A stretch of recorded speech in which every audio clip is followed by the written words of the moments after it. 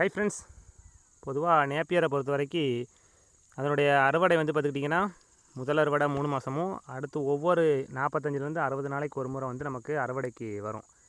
அதான் நேப்பியரோட இது. நாம் வந்து நம்ம பண்ணையில் வந்து பார்த்துக்கிட்டிங்கன்னா ஒவ்வொரு 30 நாளைக்கு, அதாவது ஒரு மாதத்துக்கு ஒரு அறுவடை அப்படிங்கிற முறையில் நம்ம வந்து அறுவடை பண்ணிக்கிருக்கோம். இந்த அறுவடை பண்ண தீவனங்கள் வந்து முழுக்க ஆடுகளுக்கு தான் நம்ம பயன்படுத்திக்கிட்டு இருக்கோம்.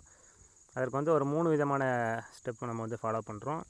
அதில் முதல் ஸ்டெப் வந்து பார்த்துக்கிட்டிங்கன்னா நம்ம நேப்பியரை அறுக்கும்போது அதற்கு அருகாமையில் உள்ள களைகளை எல்லாத்தையுமே கம்ப்ளீட்டாக வெட்டி எடுத்துருவோம். எந்த விதமான களைகளும் இருக்காது, கம்ப்ளீட்டாக எடுத்துருவோம்.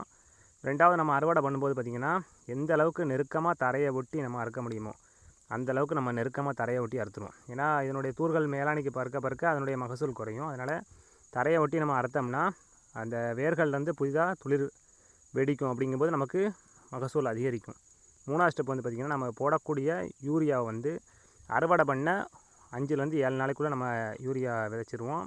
அதுபோக யூரியா வந்து நம்ம வேர் பகுதியில், அதாவது அதனுடைய தூர் பகுதியில் நம்ம வந்து யூரியா கொடுக்குறோம்.